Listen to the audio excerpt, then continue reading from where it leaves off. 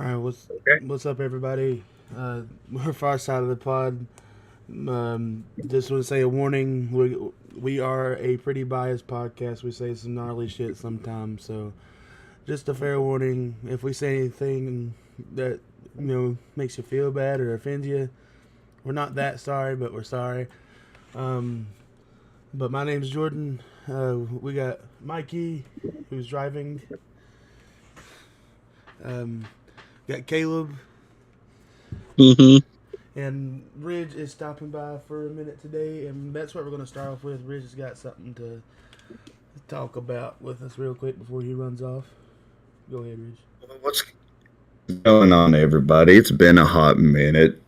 I can tell you it's been a hot minute because my desk over here is collecting dust on it. The mic's got dust on it. Computer's got dust. Mouse has dust. Everything's dusty right here. Uh, so yeah, it's been a hot minute. And I hope everything's been going good. You know, I've been away because of the hunt, and I gotta be honest with you guys. Uh, I originally heard that we was going to be doing every Sunday, and that didn't happen. So I figured, though, since I'd already said my piece on I was going to be away until it was over, I figured I'd stick to my what I said. So that way I didn't give false sense of hope about anything or just, fib about what I say I'm going to do. But I had to come on here to give a little bit of a PSA. And for those who are too young to understand what a PSA is, why listen to this podcast? uh, it's a public announcement, okay? So it's been going great. I'm going to go ahead and say that it's been busy. Like yesterday, we stopped selling tickets at 10, but we didn't get out to like the last person to go through didn't get out till about 12:15. So business is good, uh, but sorry, I'm having a hard time trying to figure out how I want to talk about this to you guys. Um, so if you decide that you want to come through with the touch pass on, we do the thing called touch pass. I'm sure some of you are aware of it, where you get your glow stick and you come through. We manhandle you more or less, and we send you on your way, right? Simple gist of it. Um, if you're going to come through again, though, because it wasn't rough enough the first time and you buy extra touch passes, don't sit here and fight. Don't fight with us. Uh-oh. That's not the job we signed up for. It's not what you signed up for. Sure, you signed up to get roughhoused more so. But to the extent where you're sitting here fighting against us, it does us no good. It puts us in a really bad spot to put, like, we had a guy from.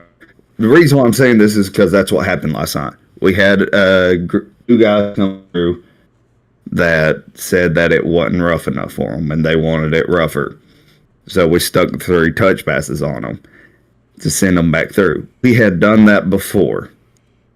And the last time we done it, it was just one guy, and he didn't fight or anything of that nature. But this time, the 2 guys did. One of them was a little bit stouter than the other. Um, and he was also drunk. So that didn't help anything at all either. So if you're also going to come through like that again, don't just get drunk. I don't care if that makes you numb and that helps you out. It doesn't help us out at all. We had new people starting yesterday. And it was their first experiencing what to do with these types of situations. And that was over the top and was pathetic and should have never happened. And I was worried at the end of the night that was going to scare that dude off, because he told me afterward that normal touch passes that we were getting, he didn't want to touch them because he didn't know how to react. And that's sad. That somebody has to quit for a minute with our touch passes because they don't know what to do. We had one of our employees come through, one of our makeup artists. She came through, she bought a touch pass, and they gave her an extra touch pass.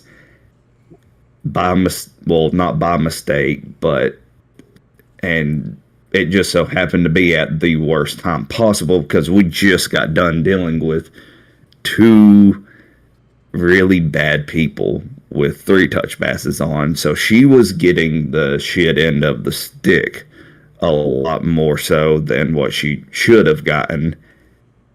And once she got to me, I just held on to her for a second because, I emotionally broke me in a way that I did not expect. And it sucks. It really sucked. So I held her for a second and I said, listen, the last set of people with more than 1 touch pass decide to fight me. Are you going to sit here and fight me? I sure hope not, because you're going to make my job that much harder. And of course she did, and she's tiny anyway, so I was able to pick her up and walk her around and everything. And also with these guys, I'm also trying to watch for my kids because I don't want them to hear this right now. Before they got to where I was at for the night, 2 scenes ahead of me is a younger girl. I don't think she's in her 20s yet. Not sure. Could be wrong. But they groped her. The 2 drunk guys? While coming through the house. These 2 dudes that were fighting people and everything groped this girl. And I didn't know about it until afterwards, or else I would have had them gone. Because all she had radioed to us is, hey, these guys are a little extra touchy. Okay, we get extra touchy. Like, people get a little bit extra touchy in there occasionally whenever they have more than 1 touch pass, or a touch pass in general, because sometimes, yes, they will put a little bit of a fight, but not what these guys were doing. Okay? These guys were wanting us to pretty much be McCamey Manor, right. And we're not. We are a top-rated haunt, but we are not a torture porn place. We don't condone to trying to break your arm. The guys, I can't. They left out that second time through with their own blood pouring from them, and still said it wasn't rough enough and that they wanted to come through again, but they got denied. And I had to, whenever I came out from the hunt, before I came out, the second time they came through, I said, do not send them no more. I'm tired of them. I don't know what else to do with them. Don't send them through again. And I got outside. I'd heard what had happened to the girl. I was frustrated, man. My dad side kicked in. I was very much so frustrated. Now I talked with the owners about it. I said, hey, if these guys come up here again, we got to put a ban on them. They do not need to be coming through his house no more. They cannot do that to us. We are not, like I said, we are not McCamey Manor. We are not going to sit here and try to rip out your teeth. We're not going to sit here and beat you to a pulp because that's what you want. If you want to sit here and be beaten to a pulp, go out to an empty parking lot or something and beat yourselves up. Fight each other. There's different places to do that other than coming through a haunt where there are minors working at, and you want to get handsy with them all. There was a kid after me. That dude got, first off, the kid headbutted him. But after that, he wanted to pick him up and body slam him. Because he wanted a fight, pretty much. It's embarrassing. It's pathetic. You shouldn't be allowed in here no more. I get it. We've had people come through with 3 touch passes on that didn't fight. That's the big issue, is that they sat there and fought, and that's the reason why I want to come on here, is to just make sure that some people hear this and hope that certain people who had this crazy idea to come through don't get the crazy idea to fight, because I'm sick and tired of trying to fight y'all. From here on out, while I'm in here, if you have a touch pass, if you have more than one touch pass, you get treated the exact same way your one touch pass is. The exact same way. You're going to get touched by me, but I'm not going to sit here and go above him on like I tried to last night. I have a big old scratch. I have 2 big old scratch marks on my back from one of those guys last night. I've been in pain over it. And I told the guys before I even got on here, it broke me last night. For the first time ever, I can say something has broken me. And I say that lightly too, because I mean, I've been in emotional relationship spots where I've been broken by something into madness. But this is different to me because I've become a dad now, and to hear what has happened to others and how others are reacting, it hits different. And I keep on thinking too about the scene that I got put in last night, and there was supposed to be with me and the other one, my other victim in there. There was supposed to be a 13-year-old boy in there with us. And the kid is scrawny. Sorry if you're glitching out, Ridge. If you're listening. Sorry, I'm just going to have to push through the glitches. And anyways, 13-year-old boy. There's supposed to have been a 13-year-old boy in that scene who was tinier than me, tinier than the girl that got touched. What was he supposed to do in there? Because I the original time wouldn't have told him to hide, because I was trying to deal with it myself and trying to fight these guys. I literally was fighting these guys to the ground, throwing them against the wall, and it still wasn't good enough for them. And again, I can't quit preferencing this enough to hear what happened, to hear how other people were reacting to this, made me sick. And I don't know what the proper way is to go about telling you guys, don't come to us expecting McCamey Manor. That's all I can tell you. Don't expect us to always know how to roughhouse you, and don't just want to break your bones, because that's not who we are. Because we can get told we have limits, but then you want to come through and push those limits, and then we're left confused. We're left having to try to help each other out, trying to figure out how to recope and regroup so we can work with the next set of touch passes we have coming through.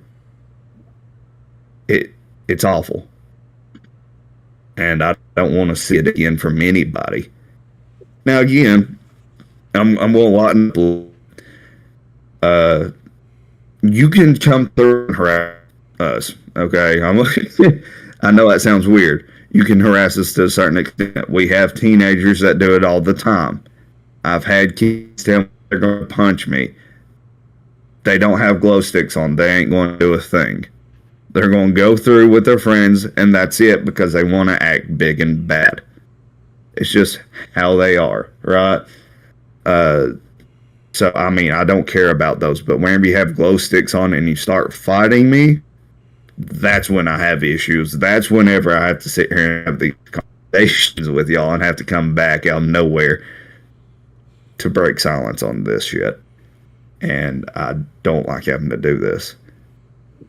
So on the bright side, I made 3 kids cry last night. So that's a bright side to me because I'm doing my job right. If I have 3 kids squalling their eyes out in front of me, and I'm in their face, and they're trying to back up in their parents, we are doing something right. I mean, we've had that. We've had obviously our tap outs, and we've already had someone throw up in the house. I've had a lady piss herself in front of me. I'm sure somebody's came through and crapped on themselves. So we've had good stuff, but last night just set us off, and it left me questioning things and left me in a really weird mindset over our extent with should we even be allowing 3 touch passes? Just because I get it, you want it rougher, but we can only do so much to you. So, yeah. Yeah. It was last night. Don't be an asshole, okay? Damn. I mean, real, moral like, to the that's story, crazy. yeah. I mean, that's just wild, dude. I can't believe like people are comfortable with behaving like that. That's just crazy. And the fact that if I may, and to the listeners, I apologize for my sound quality again. I'm driving. I assure you, my eyes are on the road. My hands are off my phone. I have no relation to this haunt whatsoever. What I am about to say does not apply to the haunt. The actions of those involved, the people Ridge has referenced, these 2 men, their actions are criminal. There is nothing at the end of this sentence. There's a period. These actions are criminal. There is a difference between people who abide by the rules and people who do not. These men in question did not. As Ridge has said numerous times, this haunt is not McCamey Manor. You want brutal, go find your own. They're there to scare. They're there to do their job. Some people fight because it's reflex. If I was in a haunt, which I never go to haunts because I'm a big pussy, if somebody grabbed me from behind, I'm coming out of my skin. I'm coming clean out of my skin. I'm going to freak out. I'm going to flail a bit. That is natural.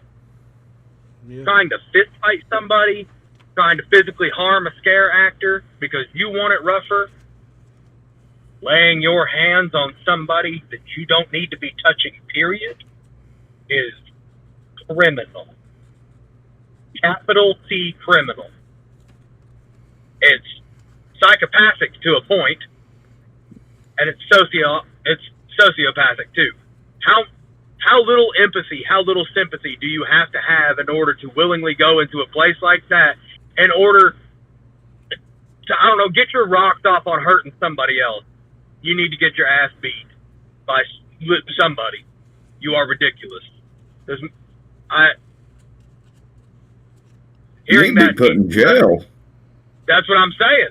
That's flat out. You don't need to get beat. You need to just go and be put in the psych ward.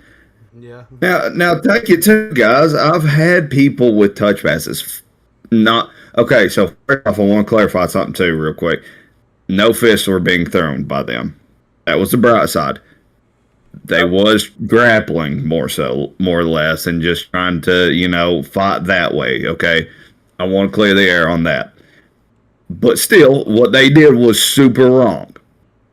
Oh yeah, beyond wrong. It's different, and like I've had people with touch passes before want to fight away from me and get away, but not sit there and fight and tell me I'm not giving enough. You know, Yeah. that's Yeah. the difference. I don't care if you are trying to fight away from me, because more than likely I am going to yank you back to me, or I'm going to try to. But whenever you're sitting there just fighting for S&G's sake of it, that's whenever it becomes a problem. And whenever we're hearing about it for more than just one scene, that is definitely a problem. Yeah. That's like why would you even go to it if that's all you're going to do is sit there and criticize it? Because and the fact that they were inebriated, that's another thing, like, entirely. They were drunk, The fact that- belligerent, and violent with intent. Yeah, and and they were stupid too. Like, it was just that's such a stupid waste of time to just get drunk, go do that, and make a complete absolute ass of yourself. I can't sit here and call over the radio, hey, these guys are being rough to us, like, because that's what they were wanting. That's Yeah. why they sent them back through. It would have been different if one of them was sung. Then, yeah, I'm probably going to just break character, radio it in, and get them out. But they didn't. They just were putting it to an odd extent, and it wasn't good. It was not healthy. And surprisingly, yes, there is a healthy way to come through with 3 touch passes, but that's not it. But anyways, guys, I'm sorry that that's how I had to come on here. No, you. But No, you had like I said, to be free. it needed to be said. I hope that the right people hear this. I hope that you are willing to share this out with others to let them know, hey, you know, you can do certain things, but once you get to that certain point, you're a prick. No one likes you, and you shouldn't be there. Also, one last thing on them. Sorry, I keep on going back to them. It was funny, too, because their wives were there, and their wives were pissed off because they didn't even want to be there to begin with. I believe that. So, Yeah. given those circumstances, I mean, like I said, this isn't how I wanted to come on here out of randomness to you guys. I'm sorry. But like I said, it needed to be aired out to everyone that I can try to reach. So that way, you know, I'm making sure that I'm trying to speak my mind to enough people, and let you guys know that if you're looking for something more intense, find it elsewhere, because I'm sick of y'all. Nice. Okay, that's all I got. Bye. I'll see you, brother. Yeah, we'll see you, brother. Alrighty, so Damn, now, that was a lot to unpack. now that we got through that, you know, moral of the story is don't be an asshole. Like, for real, yo. Like, that's some fuck shit right there. Like, I mean, I feel so bad for that girl right now because, like, you know, she's probably never going to want to do this kind of job ever again now because of people like that. Right. Nobody should ever have to endure that shit. Point blank. No, period. like, you and can, like, you and can that, go. that's just the minimum part of it is the fact that she's not going to want to do the job again. Hell, it's going to mess her up mentally because of that shit. And that's so wrong. Like, that's so messed up. You can go to a haunt all you want, get as many touch passes as you want in order to be scared, but you've got no right and no cause whatsoever to go in there with those and the intent to be a bully and a pervert. Exactly. That's get the last alive. thing I'm gonna say. Get a freaking life. That's the last thing I'm going to say about it. And with their wives there. So, yeah, like, I'm with you, bro. I'm done talking about them. Now let's get through the negative shit and let's start with some positive shit and let's talk about some movies, man. Mm-hmm. All right, so first off the rip, so this weekend has been New York Comic Con in New York, of course. And one thing that I love that was announced, that Warner Brothers apparently love Mortal Kombat 2 so much, and they believe so much in it and believe that the fan base is going to love it, that they already told the director and the writer to go ahead and start writing the third movie. So It's the first time I've heard Warner Brothers come out straight up like that and say it like bluntly when it comes to a movie. Yeah. Yeah, I know. I was thinking the same thing when I heard about it. I was like, oh, yeah. They're, If Warner Brothers is they're, actually they're, stating this is going to be amazing, then we're in yeah, for something special. yeah, if they are that confident that they are willing to openly say, we love this so much and we think y'all will love it so much that we have greenlit the third movie, it's crazy. So It's either it's going to be amazing or this is like the greatest bluff in the history of movies. I think it's going to be awesome. I'm, I love the first I'm movie. hoping it's going to be, I'm hoping it's I going to believe be it'll be great. splendiferous, brother. Now, would I've still wanted Mike Mizanin to play, Johnny? Yeah, but hey, Shit happens. yeah, shit happens. I'll take who we get. I think he'll be all right.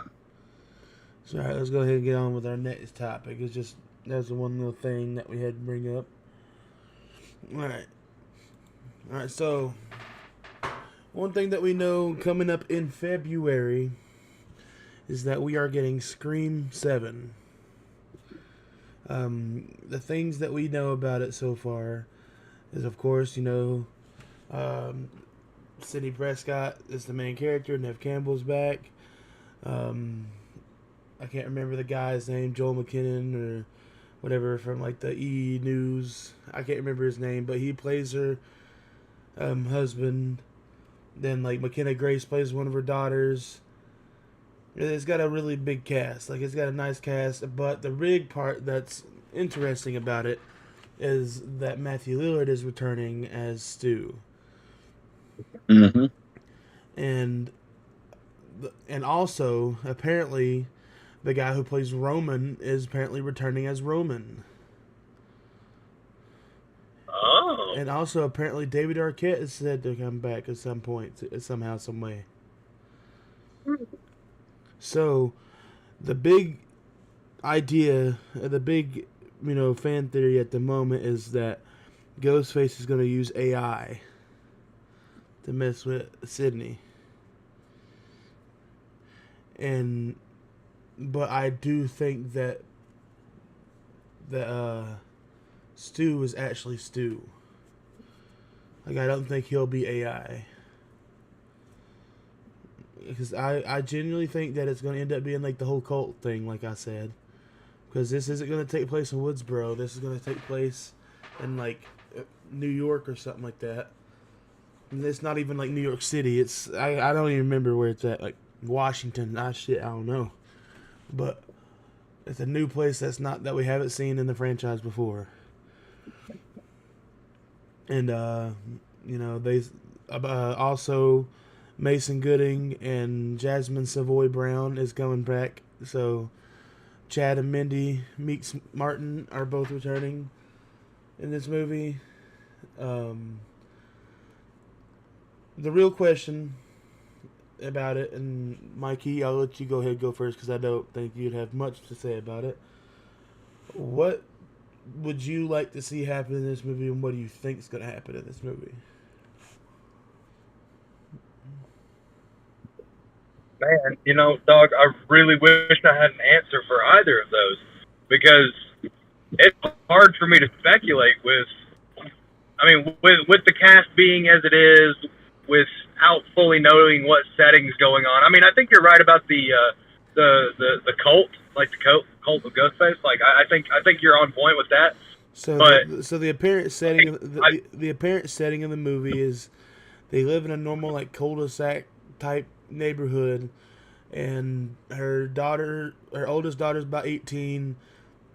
She should have like one or two younger ones, and Ghostface has somehow returned and found her in this new state and new home, is terrorizing her and her family and her neighborhood friends. That per se.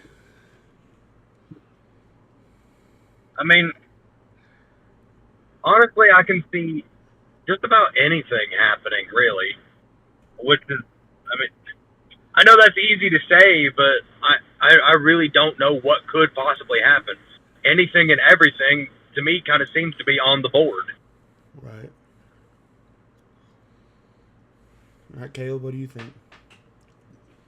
Honestly, I I think that your theory makes honestly the most sense, and it would be really cool.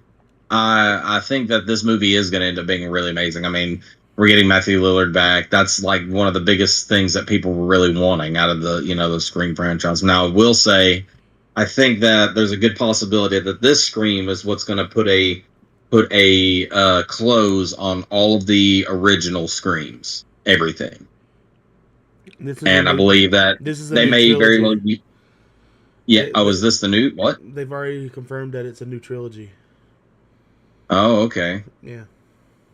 Okay. Well, I didn't see that, but all right. Well, Yeah. all right. Well, then I redact that statement.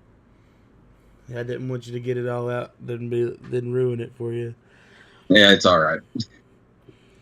Better I know now. But yeah, I had no idea. So genuinely, what I think is going to happen, and this is just from my expertise, and I think I know a pretty good amount of this shit.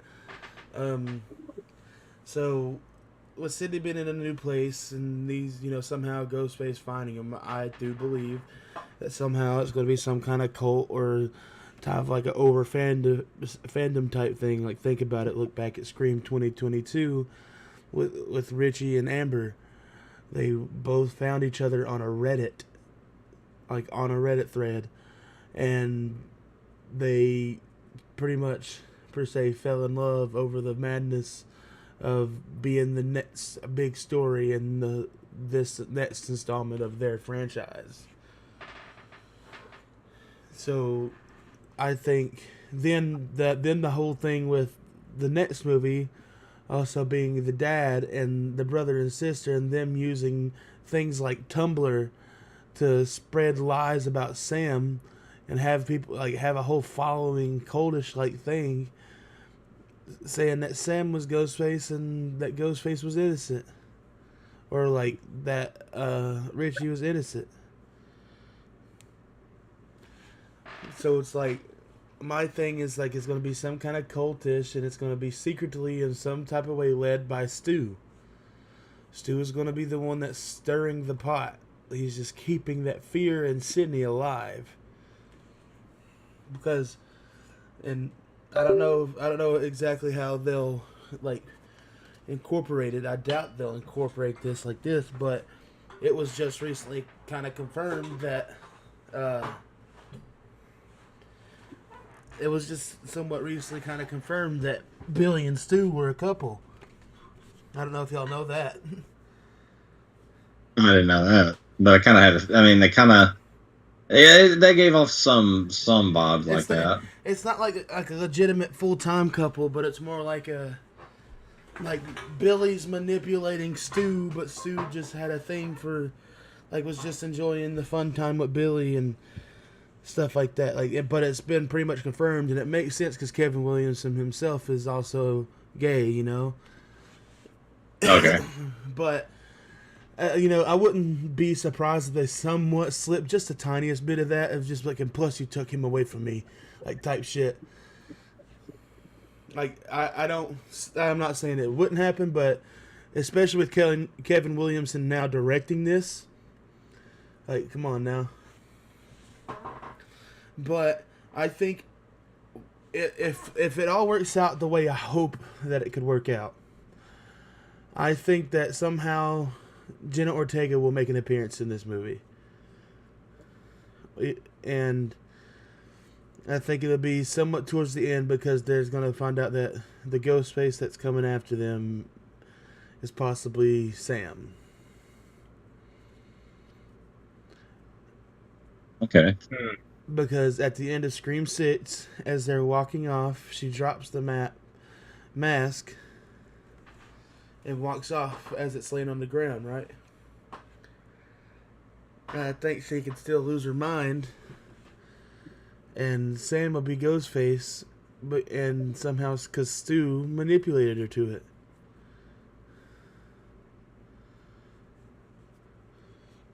And I'm not saying that this is what it's going to be. I just think it's a good.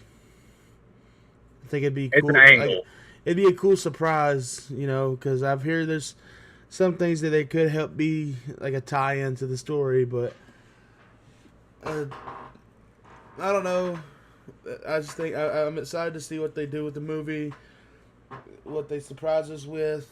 I'm excited for the kills. I'm excited for the scares. I'm just can't wait to watch it. Anybody got anything else to say about Scream 7? Mm. No, I'm I excited. don't have anything. All right. Yeah, nothing other than I'm excited. It's gonna be fun. Mark our calendars. All right, so next up on the podcast, for us psychos over this last few days, on the 9th, Ice Nine Kills released their new track, the Laugh Track. It is a song that is inspired by Batman 1989, but specifically the Joker and the Clown Parade. You know, if you're a fan of the Joker, you'd love this video, this song. The one thing that we all say is if you're religious in any form, you may have a little feeling in it about a certain part of the lyrics, but other than that part, the song's really catchy. Everything's awesome in it. The visuals, Spencer looks insane as the Joker.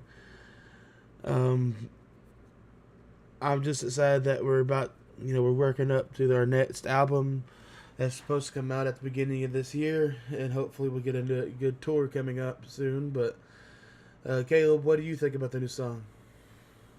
I think it bops, man. I really like it. You know, other than that certain part of the lyrics. I mean, I understand what they're trying to say about the Joker and the crew of people that are out there doing that, and but at the same time, it just it hits me a little funny too. The song though is great. I mean, the lyrics throughout, all the little callback, you can hear all the callbacks. I mean, when he said, "Will you dance with the devil in the pale moonlight?" I literally went, "Oh my god, that's awesome!" Yeah. Just how he was able to fit that in there, and then the after video was really cool. Showcasing Matthew Lillard, and then also the guy saying, "You want to get nuts? Let's get nuts." So I mean, I thought it was really cool. It was a genius way to portray the Joker in song form. All right, Mikey, what do you think, B-Dog? I think the song is great. Personally, I share the bit of apprehension on a specific lyric, but other than that, I mean, I think the song is great. Now when I hear the rising chord of bam, bam, bam, bam, bam, I hear Gotham is burning. And so, it's hard to take that specifically out of my head because it's an earworm. It's good. It's catchy. But, I mean, I think it's great. I think I like the song a lot. I like the sound of it a lot, too. That's a huge thing for me when it comes to music. I really like the sound. So, I mean, I think the music video was great. Spencer looked crazy good. Oh, yeah. Pun intended, fully. I mean, I think it's. I thought it was. I think it's fantastic. Now, one thing that I have to say, I think I know what the next song's going to be. I think I told Mikey about this last night. You did. In the second part of the video, or I think it's in the second part of the video, the guy that the producer guy or manager guy, whoever was talking to, that was sitting there with the whiskey, he started saying like this band is villainous, vile, and vicious or something like that, but said 3 V's in a row, right? And if you go back to the work of art paper, The Matrix was on there. Batman 89 was on there. And so was V for Vendetta. Ooh. So I think we may be getting an Ice Nine Kills V for Vendetta style song. That would be cool. And guess what? It'll come out in November. Remember. The gunpowder, treason, and plums. Nice. And I think them releasing it in November might be a far stretch, but I think it'd be a crazy off the wall thing because of V for Vendetta, But no, I'm excited to see what's next for the rest of the album. Right, on to the next subject. All right, Caleb. We're actually to the point where you tell your story, man. Oh, really? Yeah, we don't have a lot to talk about tonight, so this is pretty much the last big part of it. Oh, well, I have something else we can say. We need to also address the Simpsons 2 movie. Oh, yeah. Yep. Sorry, everybody. I forgot to say they are coming out with The Simpsons 2. Yeah. Yeah.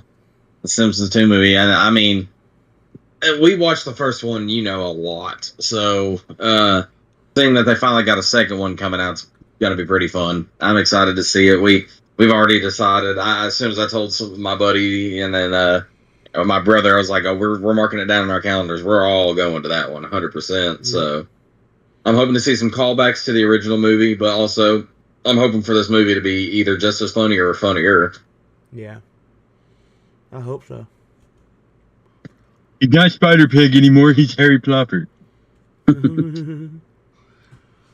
Maybe well, I don't know. Well, the question will be, is he still Harry Plopper? I like men now. Worst day of your life so far. Worst day of your life so far. Run, run, jump. Rest. Thank you, boob lady. The bit where the trees just take him apart like Play-Doh. Yeah. Oh no, it's the Epiphany. Oh god, yeah, man. I'm so pumped for that movie. It's gonna be funny, I'm certain. So, hope it'll be good. Word. All right, now Caleb, you got a pretty long story to tell us. Let's get together. Yeah, I'm gonna get to the page here. Let's see. So this story is pretty long. It's gonna give you a heads up there. I mean, it's a lot. So just bear with me as I read it. So, all right. So this is on Reddit, and let's see. It's a response to No Sleep's post, and I believe the user is Subaru Ligan. This was posted 3 years ago back in the Reddit. So here we go. I grew up in southern Appalachia, in western North Carolina, 30 minutes outside of the town of Asheville. The hills and hollers of the Appalachian Mountains are some of the oldest mountains in the world, with some of the rock formations dating back over 1 billion years. That quite literally means they were here before there were terrestrial animals. As with most things that have been on the earth a long time, there are inexplicable anomalies, both benevolent and malevolent. For example, the Brown Mountain Lights. Never in my life have I felt threatened or uneasy when witnessing them from wise man's view. They're neither good nor evil, they just are. So, where we go? This story is not about one such anomaly. It's about something that was definitely malevolent. About a decade ago, I was in night school up at AB Tech, going to school for automotive mechanics. I would go into class about 2 p.m. After I got off my part-time job, I would end up getting home about 10:30 p.m., depending on traffic. Every night I drove the same road, in my old 1973 W200 Dodge pickup. Some nights, it would get rather boring, and I would take a different route, jump off of I-40, and drive the back roads. On this particular evening, I had decided just to stay on I-40 because I just wanted to go home and go to bed.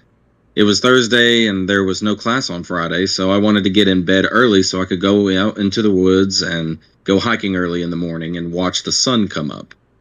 As I jumped off of I-40 onto the exit where my parents lived, the night seemed to get darker, and none of the animals that I could hear through my rolled-down windows made any more noise. The cab of my truck became smaller and smaller, and my breathing quickened. I've never faced any kind of anxiety in my life, but at that moment, something felt off, and there was no way I could put my finger on what it was. I came to a stop on the exit ramp, turned to go down the road. I had happened to notice that the gas station off the exit where my mom and dad lived had no lights on. They were a 24-hour truck stop and always had lights on, but I didn't think about it again after noticing. I just chalked it up to the power being out, but I could not shake the feeling that something was definitely askew. I slowly shifted through all of my old truck's gears, not wanting to make any more noise than an old pickup already did. I leaned over my steering wheel to look up at the moon through the windshield, and there were barely any stars visible, which was way out of the ordinary. If you've ever been to Appalachia, primarily the sparsely populated areas where I'm from, you can see the Milky Way on clear nights. An absence of stars back home is only due to a cloud cover or whatever in the hell went on this particular night.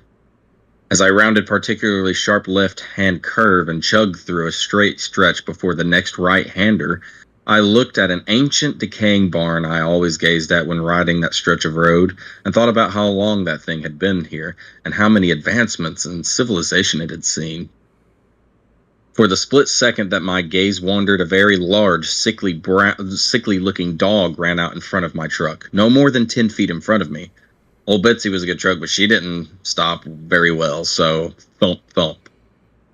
I heard the fence posts I had left in my truck bounce up on my bed and then back into it as I slid to a stop. My first thought was, oh God, now I have to tell these neighbors that I ran over their dog. That shit doesn't go real far with people around here. It can really set them off depending on the dog and the person. As I sat there breathing in the smell of burning rubber, something else found its way into my nose. The stench of rotting flesh. It's not a smell you ever forget once you smell it one time. I didn't pay much attention to it at the time, just chalked it up to some rotting roadkill nearby. Finally, I thought to myself, let me go check and see who this dog belongs to. I pushed my clutch in, shifted it to reverse, and as I looked in my rearview mirror, illuminated by the haunting glow of my reverse lamps, was the same dog, only it wasn't on 4 legs anymore. It had stood up, like a man well over 10 feet tall. Whoa. Only then did it dawn on me that the front of my truck was every bit of 5 feet tall, and this dog was every bit of 5 feet tall at the shoulder, on all 4s. As it turned its head to look in the direction of my truck, I caught only a glimpse of this creature. It was not a dog, it was not a man. It was somewhere in between, and at the same time entirely separate altogether. Its skin hung loose off of its emaciated and thin frame, like a raccoon. Bits of matted fur and dirt and mud clung to its legs like a disease. The right arm seemed a little longer than the left, and they both hung abnormally low, in relation to either animal this creature seemed to be. As it regained its senses, it turned and looked into the mirror like it knew exactly where I was sitting. The face was that of a man's, but the very edges of its face seemed to not be totally defined. They seemed to move and change like something you would see at a cellular level in a scientific documentary. There were no eyes, but only sockets where eyes should have been, no hair, and the skin that was dripping off its face was a cold, lifeless gray color. The nose was short and shoved into its face, like a bulldog, but the teeth still haunt me. It was definitely carnivorous, and true to form of the rest of its unnatural look. Many of the teeth didn't seem to be arranged in a natural way in its mouth. They seemed to fill and spill forth from the indefinable face, almost like they knew the horror they occupied and they were searching for a way out. It stared through my life, into my eyes, and past my soul. It seemed like an eternity, but it could not have been more than 5 seconds that I sat there, paralyzed. A light came on at the house next to the road, causing the creature to snap its gaze in that direction and tear off into the woods on its back 2 legs, like a man.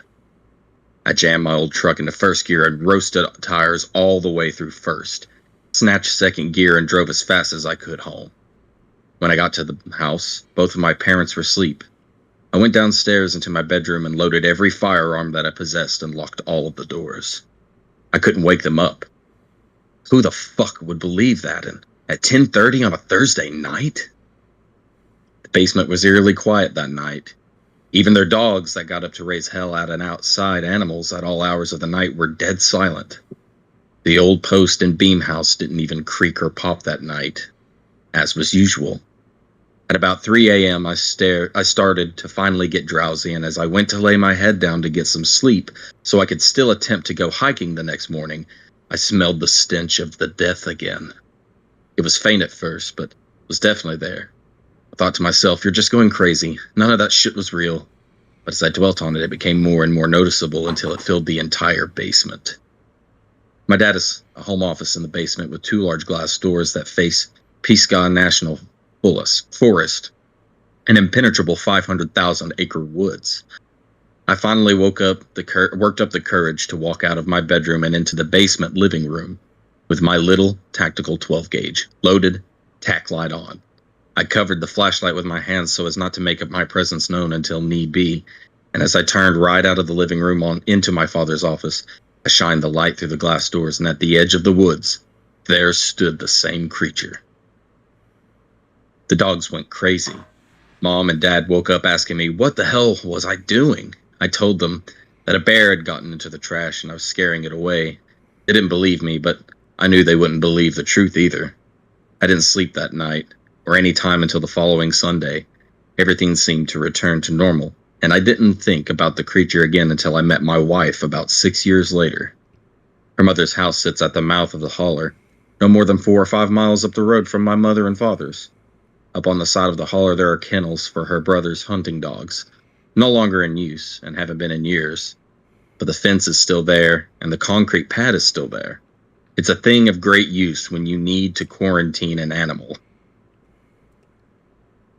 Her Great Pyrenees had gotten into a tussle with a raccoon, which of course he destroyed, but his rabies vaccination had lapsed, so we had to keep him quarantined for a time. It didn't bother him. He kind of liked solitude. We put him on a leash and started walking back to the house with him. As we were walking back through the darkness, I started to feel the same feeling I felt the night I hit the creature in my truck. I didn't say anything, so I didn't alarm my wife. But then the smell came wafting onto the breeze. She jokingly asked, "My God, what did you eat? You stink." I half-assed laughed, not being able to fully appreciate the joke for the horrors that raged within my mind. When we could see lights of the house from the trail to the kennel, we heard it. There came barking from the kennel, and it sounded just like the Great Pyrenees we had on a leash next to us. The barking never ceased the entire time we were running towards the house. In fact, it seemed to grow closer and closer until it seemed it was coming from inside my own head. Her mother heard the commotion and flipped the floodlights on as we made it into the fence of the yard, and I caught a glimpse of something coming to a dead stop at the end of where the light reached, wheeling around and tearing off into the darkness. While my wife looks at me and goes, "You want to tell me what the fuck that was?" To which I replied, "Yes, let's go inside." I told her the story and she listened intently, hanging on to every word. I suggested we go to the dog kennels and bless them. When we got to the kennels, they were completely destroyed. The very concrete foundation was cracked and the chain link fence was torn off of its posts. The dog houses were destroyed and the place reeked of the stench that followed the creature. To make a long story short, my wife joined the military and she ended up getting stationed in Delaware. Well, as someone who lived around fairly large mountains and endless wilderness their entire lives, Delaware was pretty terrible. At least that was my thought when we first moved into the middle of a 50,000 plus populated city. Fortunately, though, it didn't take us long to find a house in a sleepy little community. And here's where it gets good. I'm skipping around a little bit. All right. Well, last night I went outside to play. So they found a house. Last night I went outside to play with the dogs, and as dark sat in, I think this is messed up here. Well, last night I went outside to play with the dogs. And I think, all right, and as I sat in the dark, I built a decent-sized fire in my fire pit and consumed some good old-fashioned Appalachian Mountain cough syrup from a mason jar. It was just as the fire was dying down, my American Bulldog tore off towards the woods. He has a habit of running off to go on adventures, so my immediate instinct was to chase him down into the yard, tackle him so he could not get away. I tackled his 110-pound ass to the ground and threw him into a fireman's carry over my shoulders. I heard him begin to bark. Only the bark was not coming from him. The only sound coming from him was a deep, rumbling growl, a noise I never heard him make. It was a threatening noise. Something was definitely wrong, and as I ran with him on my shoulders back to the house, the stench of death again began to fill the air. The 2 dogs must have caught wind of what was happening and met me on the back door, which I threw open, slammed shut, locked again, and loaded my firearms. How the hell could this thing have followed us here, 650 miles away? As I flipped on my floodlights, at the backside of my house, several of the small bushes and trees at the forest's edge were still shaking, like something had just run through them. My dogs went crazy all night, barking and howling and attempting to get out the windows. I didn't sleep a bit, and I don't think I will for a while. I know for sure I won't be in the woods after dark ever again in my life. Not until this thing is gone. Lord. Jesus Christ. I told you guys you were in for some crazy stuff. And I skipped some stuff because this is a very, very long story. But I knew where the main points were, so I tried to blend it together best I could because I did not want this story to drag on and people lose interest. So, there you have it. This was a person's skinwalker encounter from the Appalachian Mountains, and they moved 650 miles away, and the thing followed them. Look at me, dog. Look at. So I hope you guys are terrified for the night. These things are willing to follow you that far. I will say sometimes when I go sit outside, I feel like, I feel like something's watching me. I feel like there's a cow field right behind my house, man, and I feel like there's a skinwalker because there's a cow that constantly just goes, ma, ma, ma, ma. Oh, yeah. Yeah, the cow. Yeah. Yeah, I've heard that out here before, bro. And you know the area I live, like, Yeah. you know how it's got a lot of backwood areas out there where it's just nothing. Yeah. And I know you kind of have the same area. Yours is a little more city oriented than my spot is, but at the same time, dude, I'll go outside in the dark, even with a light on, and I don't feel comfortable being out there by myself. Nope. Nah. I was on my porch listening, and I was like, I'm going inside. You're like, nope. This story is a little too close to home right now, isn't it? I was just standing out there looking at my phone while you're talking, listening, and I'm just like, I think I'm gonna step inside. I warned you guys that I was gonna try my best to find a really good creepy one, and this one to me was really good. I think this was the best one that I read, and it just happened to be very long. So, Well, that's awesome, man. I appreciate you for coming up with that story. And next week, I guess it's my turn. Actually, we won't be here next week, but the week after next, it'll be my turn. yep. And Yep, we will be live though, guys. Yeah. We're planning on doing the walkthrough live, so please be watching that. If you don't watch it live, the live will be posted up like all of our other lives. So yeah, again, reminder, just next week, Caleb and I will be going to Lexington, Kentucky, to the Central Bank Center to Scarefest 17. We're gonna be there. We're gonna be there Saturday for the majority of the day. We're gonna be there a little bit Sunday. And we're gonna live stream the walkthrough. Hopefully, do some interviews, meet some people, get some cool things, just have a good time, and just soak in the environment, man. But yeah, again, like we also said that next week we won't be doing a podcast because even if we are home by the time that it is time to do a podcast, we'll be tired from driving the whole day. yeah, we won't be prepared for it. I don't think we have anything planned. Like we've only planned out so far, guys. So we apologize. We know we don't have our shit together like some podcasts, but this is what you get. So just keep an eye out for all the shit, and like, subscribe, comment, grab your people's phone, subscribe to us, and hopefully we can grow out and grow more. And keep it, like I said, next week, keep an eye out on Saturday for, again, the middle of the day. We'll go live. We'll keep it up, and we'll have a good time. So, yeah, see you guys in 2 weeks on the 26th, and we'll get real spooky with it since it'll be our podcast before Halloween. Yes.